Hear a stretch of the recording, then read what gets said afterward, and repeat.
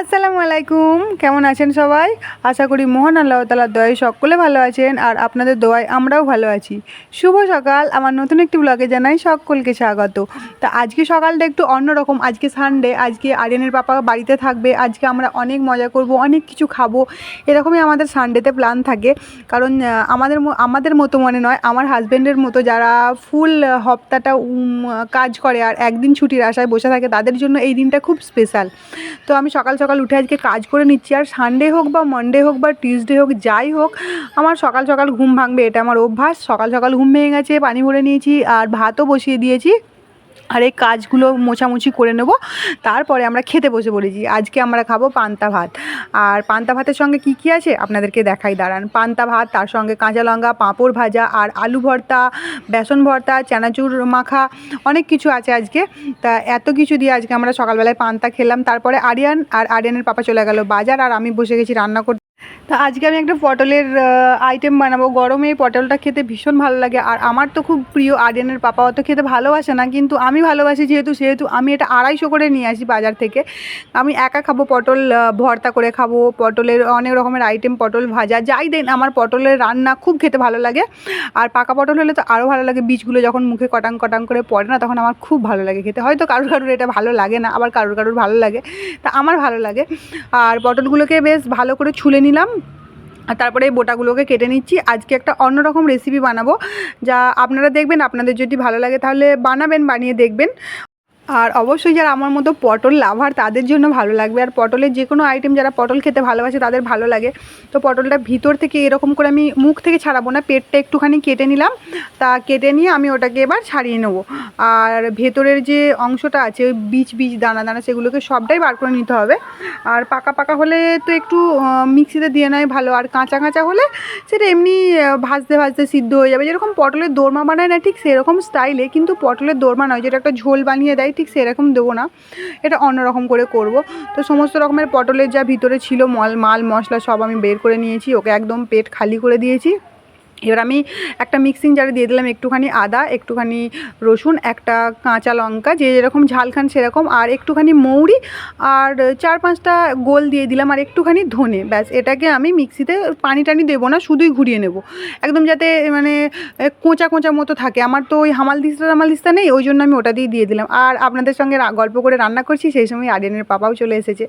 তো আমার রাগ ভাঙানোর জন্য কি নিয়ে এসেছে দেখি। আমি একটু রাগ করেছিলাম, সেই জন্য আমার জন্য আজকে মাটন নিয়ে এসেছে, যে বউয়ের রাগ ভাঙানোর জন্য একটু খাওয়াই ভালো করে, তাহলে বউয়ের রাগ ভেঙে যাবে। আর মাটন দেখে তো আমার মুখে এক গাল হাসি। আর আরিয়ান এদিকে ব্যাগ থেকে কি আছে, যে ঠাকুমার ঝুলি থেকে একে একে সমস্ত কিছু বার করছে, ও যেসব নিয়ে এসেছে।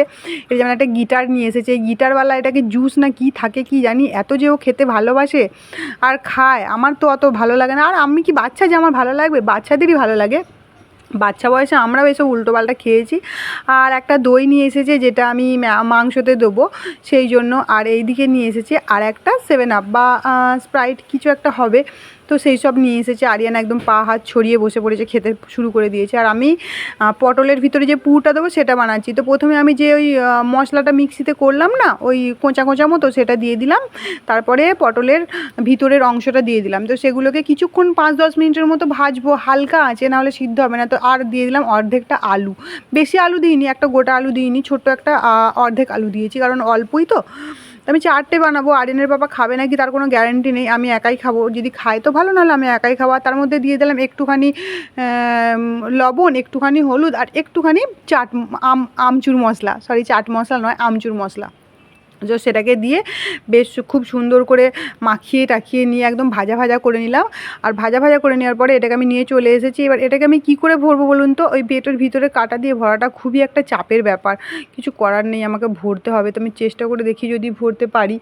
তো ভরতে তো আমাকে হবেই। আর এই মুখটা একটু ফাঁকা থাকবে, তো সেই জন্য আমাকে একটু সুতো দিয়ে ওটাকে বেঁধে দেবো, নাহলে ঠিক বেরিয়ে গেলে, তেলের মধ্যে যদি বেরিয়ে যায় তাহলে ভালো লাগবে না। আর পটলগুলো না একদম গাড়া আর মোটা সাইজের, তো ভিতরে ওর অনেকটা জায়গা আছে। লম্বাগুলো হলে অতটা মোটা হতে পারে না, লম্বাই হয়ে যায়।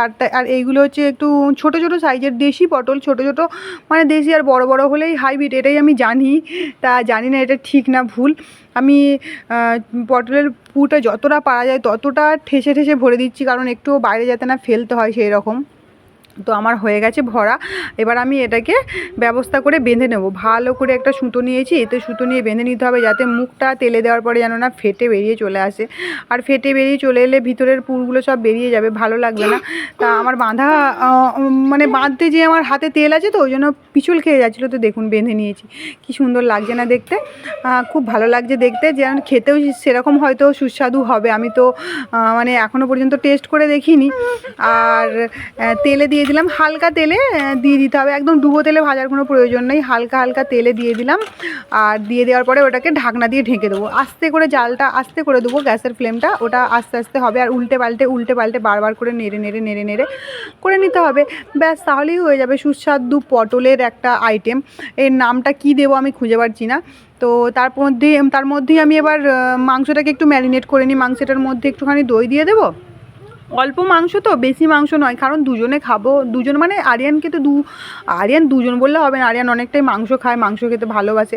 তো মাংস আর একটুখানি লবণ দিলাম, দিয়ে সেটাকে দিয়ে বেশ ভালো করে ম্যারিনেট করে দেবো। আর কোনো রকমের কোনো মশলা দেবো না, এটাকে ম্যারিনেট করে কিছুক্ষণের জন্য রেখে দেবো। যতক্ষণে আমার এই রান্নাগুলো হয়ে যাক, আমি মাংসটা শেষে রান্না করব। তো আমার এটা রান্নাটা পটলের ভাজাটা হয়ে গেছে। আলুর পুর ভরা পটল এটা বললে ভালো হয় না। তা আলুর পুর ভরা পটলটা ভাজা হয়ে গেছে, তা তুলে নিয়ে একে একে আর সমস্ত কিছু তুলে নেওয়ার পরে ওটাতে আমি আবার ভেন্ডি ভাজতে নিয়ে নেব। দেখছেন কি সুন্দর লাগছে বলুন দেখতে, গোটা গোটা পটল যেরকমকার সেরকমই আছে, কিন্তু ভিতর থেকে পুর ভরা আছে, একদম সিদ্ধ হয়ে গেছে, দারুণ না। আর এবার আমি ঢ্যাঁড়স ভাজা করে নেবো, ঢ্যাঁড়স দিয়ে দিলাম। আর ঢ্যাঁড়স পটল এগুলো ভাজা খেতে আমার খুব ভালো লাগে, ভাতের সঙ্গে একটু একটু করে ভাজা থাকলে। ঢ্যাঁড়স ভাজাটা আমার প্রিয়, আমার মা খুব বানাতো আমার জন্য। আমি ঢ্যাঁড়স ভাজা খেতে ভীষণ ভালোবাসতাম নয়, এখনও ভালোবাসি, কিন্তু এতটা এখন বানানো হয় না। তো আমি এবার ওইদিকে ঢ্যাঁড়স ভাজাটা হোক, আর এদিকে আমি আলুটা ছিলে নিচ্ছি। মাংসটার জন্য ভাজা করবো আলুটা বেশ বড় বড় করে কাটবো, ছোট ছোট করে কাটবো না। কারণ আলুটা আমি মাংসটার সঙ্গে যখন আলুটা কষার পরে না আমি একটু কুকারে দেবো, যাতে মাংসটা খুব ভালোভাবে সিদ্ধ হয়ে যায়। তো দুধ ফোটানো হচ্ছে একদিকে আমার ঢ্যাঁড়স রান্না হচ্ছে, মানে ভাজা হচ্ছে, আর আমি এইদিকে আলুটা ভালো করে কেটে নিই। তা আলুটা কেটে নেওয়ার পরে আলুটা ভাজা করে নেবো, তারপরে একে একে রান্না করব আপনাদের সঙ্গে গল্প করতে করতে। আজকে অনেকটাই রান্না করতে দেরি হয়ে গিয়েছিলো, 1টা বেজে গিয়েছিলো। 1টা তো আমার প্রায়ই বাজে, কিন্তু আজকে আরিয়ানের বাবা মাংস নিয়েছে তো সেই জন্য। আর এইদিকে রোদ উঠছে আর বন্ধ হচ্ছে, আর বৃষ্টি হওয়ার মতো ওয়েদার চলে আসছে। তো সেই জন্য আমি সমস্ত কাপড় একবার করে তুলছি, একবার করে মেলছি, এই করতে করতে আমার অনেক টাইম চলে গেছে। আর আমসত্ত্ব বানিয়েছি, ওইদিকে মেলা আছে, ওটা নিয়ে আসছি একবার, এই দিক থেকে এটা একবার তুলছি, এরকম করে করে কি কাজ হয় গো। তো কিছু করার নেই। এইদিকে আলু ভাজাটা প্রায় অলমোস্ট হয়ে গেছে, আর এইদিকে আমি পেঁয়াজটাকে ছিলে নিই, পেঁয়াজটাকে বানিয়ে নিই, আর টমেটোগুলোকেও বানিয়ে নিই। তাহলে তারপরে আমি রান্না করতে চাপাতে পারবো, আমার সুবিধা হবে। ওইদিকে একটা রান্না হোক আর এইদিকে আমি কাজটা করে নিই। আর যদি ভাবি যে ওটা হোক তারপরে করব, তাহলে আরও অনেকটা বেশি লেট হয়ে যাবে না।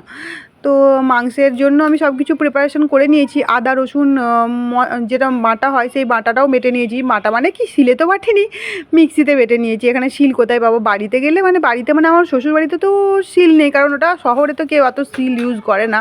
আমার গ্রামের বাড়িতে আমার মায়েরা এখনও পর্যন্ত শিলেই বাটে, কারণ মিক্সিতে যখন অনেকটা মশলা বা অনেকটা কিছু হয় তখনই মিক্সি ব্যবহার করে, তাছাড়া শিলেই করে নেয়। কারণ রোজকার এই পোস্ত, তারপরে আদা রসুন, একটুখানি জিরে বাটলো, একটুখানি সর্ষে বাটলো, এগুলো শিলনোড়াতেই করে। আর শিলনোড়া জিনিসটা আর একটু টেস্টি হয়, দারুণ খেতে হয়। তো আমি তেলের মধ্যে গোটা গরম মশলা সব দিয়ে পেঁয়াজটা লাল লাল হয়ে গেছে, তো তার মধ্যে আমি আদা রসুন দিয়ে নিলাম, আর এবার দিয়ে নিলাম টমেটোটা। আর টমেটোটা দিয়ে দেওয়ার পরে আমি একে একে সমস্ত রকমের মশলাগুলো দিয়ে দেবো। যেমন প্রথমে দিয়ে দিলাম লবণ, তারপরে দিয়ে দিলাম হলুদের গুঁড়ো, তারপরে দিয়ে দিলাম লঙ্কার গুঁড়ো, কারণ লঙ্কাটা একটু বেশি করেই দেবো। একটু ধনের গুঁড়ো দিয়ে দিলাম, ধনের গুঁড়োটা 1.5-2 চামচ দিয়েছিলাম, আর একটুখানি জিরের গুঁড়ো দিয়ে দিলাম। তো এইগুলো সব দিয়ে ভালো করে কষিয়ে নেব। কষিয়ে নেওয়ার পরে কষানো যখন হয়ে যাবে, যখন তেল ছেড়ে যাবে, তখন মাটনটা দিয়ে দেবো। আর একটুখানি পানি দিই, না হলে না মশলাটা পুড়ে যাবে তেলের মধ্যে। এখানে তো কোনো পানি নেই, পানি দেওয়ার পরে বেশ ভালো করে কষিয়ে নেব। কষানো আমার প্রায় হয়ে গেছে, দেখুন তেল ছেড়ে গেছে, খুব ভালো করে কষানো হয়ে গেছে। আর তারপরেও আমি আরেকটু ভালো করে কষিয়ে নিচ্ছি। দিয়ে দিলাম মাংসটা, ম্যারিনেট করা মাংসটা একদম লাল লাল কালার, খুব সুন্দর। আর চিকেনের কেমন একটা সাদা সাদা কালার থাকে বলুন, আর এমনি মাটনের খুব সুন্দর একটা কালার থাকে। তো আমি ভালো করে কষিয়ে নেব। অনেক দিন পরে মাটন খাচ্ছি। আরিয়ানের ঈদের সময় যখন আমার মামা এসেছিলো তখন মাটন খেয়েছিলাম, আর এখন খেলাম। আজকে নাকি আরিয়ান বলছে, নাকি আরিয়ানের পাপা মাছ আনতে গিয়েছিল, তো আরিয়ান নাকি বলেছে আমি আজকে চিকেন খাবো। তো ওর পাপা বলেছে না চিকেন খেতে হয় না, চল মাটন খাবি, বলেছে হ্যাঁ হ্যাঁ মাটন খাবো। দিয়ে মাটনের দোকানে গেছে। তা আরিয়ানের পাপা বলছে না না খেতে হয় না মাটন আজকে। তো ও কান্না করতে শুরু করে দিয়েছে মাটনের দোকানে, না আজকে আমি মাটনই খাবো মাটনই খাবো। তো তারপরে মাটন নিয়ে এসেছে। আর মাটন চিকেন মাছ হলে না ও খুব খুশি হয়, ননভেজটাও খুব ভালোবাসে। তা ও খাওয়ার জন্য মানে মা ভাত হয়েছে, মা ভাত খাবো, হয়েছে মা ভাত খাবো, কন্টিনিউ বলে যাবে। তা আমি সেই জন্য স্পিডে রান্না করছি, চেষ্টা করছি যে তাড়াতাড়ি করে নিই, যাতে ও জেদ করার আগে বায়না করার আগে আমি ওকে তাড়াতাড়ি করে দিয়ে দিতে পারি। এবার ছেলেরা যদি বলে না বারবার হয়েছে হয়েছে, তা মায়েদের কি মনে হয় যে এখনও করে উঠতে পারলাম না, দাঁড়া বাবা আরেকটু দাঁড়া আরেকটু দাঁড়া, মনটায় আফসোস হয় যে ও চাইছে এরকম করে, এখনও ওকে আমি ওকে বানিয়ে দিতে পারলাম না। তো আমার প্রায় কষানো হয়ে গেছে, আর আলুও দিয়ে একটু কষিয়ে নিয়েছি। তারপরে এবার আমি কুকারে দিয়ে দিই, কুকারে দিয়ে 4টে থেকে 5টা সিটি দেবো। তারপরে সিটিটা মানে নর্মাল হওয়া পর্যন্ত, প্রেসার কুকারটায় ঠান্ডা হওয়া পর্যন্ত আমি ওয়েট করব। ততক্ষণের মধ্যে মাংস আলু সব কিছু সিদ্ধ হয়ে দারুণ সুন্দর হয়ে যাবে। আর এই গরমে মাংস নিয়ে এসেছে, তো আমি ভাবলাম মাংসটা কষা কষা করবো না, মাংসের পাতলা পাতলা ঝোল বানাই, যেটা খেতেও টেস্টি হবে আর এমনি অত গ্যাসও হবে না, এই গরমে অসুবিধাও হবে না, কিছু প্রবলেমও হবে না। আর পাতলা পাতলা ঝোল খেতে তো ভালোই লাগে, যদিও আবার সেটা ভালো করে বানানো হয়। তো আমি বেশ সুন্দর করে বানানোর চেষ্টা করছি, জানি না কতটা সুন্দর করতে পারবো। তা এতটা পানি তো হবে না, একটু পাতলা ঝোল তো সেই জন্য আর একটু বেশি করে পানি দিয়ে দিলাম। আর পানি দিয়ে আর একটা কথা বলতে ভুলে গেছি, হ্যাঁ যদি এই লাইটটা আপনাদের কম মনে হতে পারে, কারণ কেন বলুন তো, বৃষ্টি হচ্ছে, বৃষ্টি শুরু হয়ে গেছে। তো এই বৃষ্টি শুরু হওয়ার মধ্যেই না কারেন্টটা চলে গেছে। আর এইদিকে দেখুন বৃষ্টি শুরু হয়ে গেছে, আপনাদেরকে বললাম দেখুন বৃষ্টি শুরু হয়ে গেছে। আগে যখন বাপের বাড়িতে এরকম, আমার বাপের বাড়িতে এরকম হয় গ্রামের দিকে, মানে সেই বৃষ্টি শুরু হলো কি হলো না, আকাশে একটু মেঘ এলো কি এলো না, কারেন্ট চলে গেল। আর একটু যদি ঝড় বৃষ্টি হলো তো 2 দিনের জন্য কারেন্ট চলে যায়। সেই মানে একটা কথা আছে না, টকের জ্বালায় পালিয়ে যেয়ে তেঁতুল তলায় বাসা, তো সেই হয়েছে আমার দশা। আমি বাড়ি থেকে শ্বশুরবাড়িতে এসেছিলাম, শ্বশুরবাড়িতে আমাদের একদিনও কারেন্ট যেত না, একটা মুহূর্তেও কারেন্ট যেত না। যদিও বা কোনো দিন কোনো টাইমের জন্য যেত, তো অ্যানাউন্স করে দিত মাইকে। আর এখন এখানে এসে দেখছি সেই সেম জিনিস, একটুখানি ঝড় বৃষ্টি হলো কি কারেন্ট চলে গেল। তো আরিয়ান বাইরে বৃষ্টিতে ভিজছিল ওই ছেলেগুলোর সাথে। আর আমার এদিকে মাংস পুরো রেডি হয়ে গেছে, আমি গোসলও করে নিয়েছি, আরিয়ানকে এবার খাওয়াবো, দিয়ে নিজেরা খাবো। তো দেখুন মাংসের ঝোলটা কেমন হয়েছে বলুন তো, কালারটা। আর আপনারা বলবেন যে হ্যাঁ মাংসটা পাতলা পাতলা ঝোল হয়েছে নাকি, হ্যাঁ ঝোলটাও পাতলা পাতলা করার চেষ্টা করেছি। আর খেতে তো দারুণ হয়েছিল, দারুণ। আর গরম মশলা দিয়েছিলাম তো।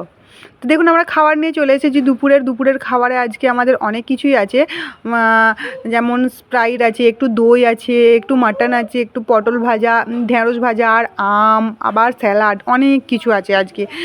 যেন মনে হচ্ছে আরিয়ানের পাপার আজকে বার্থডে, আরিয়ানের পাপাকে এরকম করে থালা সাজিয়ে দিয়েছি, আর ও একদম ভীষণ খুশি। আর এইদিকে একটু গরম লাগছে বলে আমাকে বকা বকা করছে।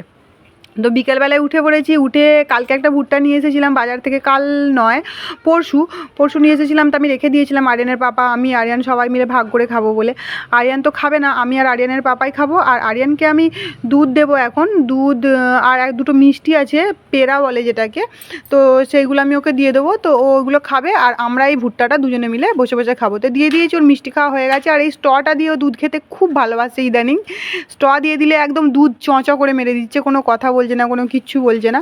আর এমনি গ্লাসে করে খাওয়াতে গেলে আমাকে খাওয়াতে হয় বসে বসে, আর দুধটা দিয়ে দিচ্ছি, খেয়ে নিচ্ছে। দেখুন বিকালবেলায় সময় রোদটা দেখুন, সারাদিন মানে বৃষ্টি ওয়েদার, বৃষ্টি হলো দিয়ে বিকালে রোদ। আর আরিয়ানের পাপা আর আমি বসে পড়েছি ভুট্টা খেতে, ও আর আমি শেয়ার করে খাচ্ছি, আমি একবার খাচ্ছি ও একবার খাচ্ছে। এরকম যখন আমরা আগে ঘুরতে যেতাম না বিয়ের আগে, তখন আমরা এইভাবে খেতাম।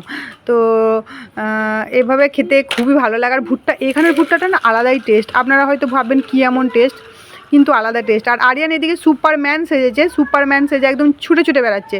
আবার আমি ওকে ধরে জিজ্ঞাসা করছি তুই কি, বলছে সুপারম্যান বলছে। তা আবার এইদিকে ছুটতে বললাম, ছোটতে একবার সুপারম্যান করে একদম উড়িয়ে দিয়ে ছুটে চলে গেল সুপারম্যান করে। আর ঘর মালকিন আমাকে 4টে আম দিয়ে গেল, খুব মিষ্টি। তো আজকের ব্লগটা এই পর্যন্তই, সকলে সুস্থ থাকবেন, ভালো থাকবেন, দেখা হচ্ছে পরের একটি নতুন ব্লগে। খুদা হাফিজ।